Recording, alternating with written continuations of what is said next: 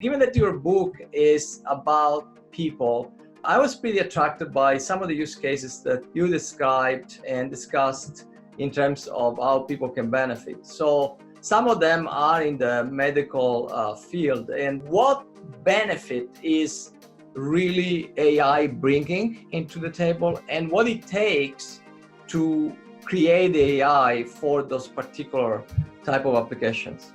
So if AI is able to help with earlier disease detection and treatment, then there's a very good chance that you'll have a better health outcome. People are using cardio echo scans and AI techniques to detect potential cardiovascular disease. There's work being done to detect lung cancer earlier as well from radiographic images, things like that. I'm sure you know about human augmented intelligence. So a lot of people are talking about that these days, and how rather than automate people's jobs entirely, it's with AI, it's using AI to actually augment people's jobs and help them do what they do best. One interesting area is in intensive care units. Apparently, from what I've seen, there's a lot of work that needs to be done by people on a regular basis when someone's in intensive care to monitor the different equipment, make sure everything's working, make sure the settings are all properly set and keep adjusting them and so on and so forth.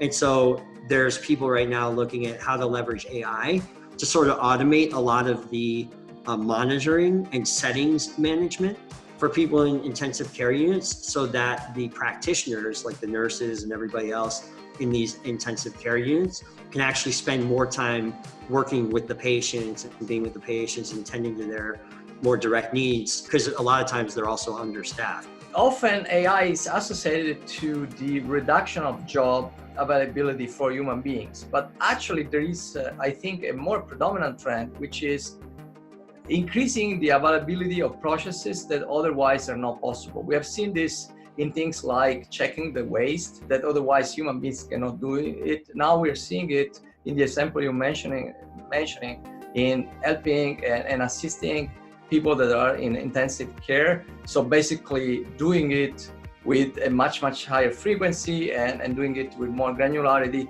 And that often is not possible because there are not enough personnel. Where do you see really the future going with this trend? You know, we are going to see things automated just like we have before AI. I think people tend to associate automation only with AI these days, but things were being automated well before AI was really even a thing. I mean, there were rules-based automation systems. Just writing software code in general automates things. That being said, yeah, I mean, we'll see. I think right now, you know, much of the research shows that augmenting human intelligence is sort of the preference amongst most executives. And so I think that's where we're going to see some more impact in the field in the near-term future.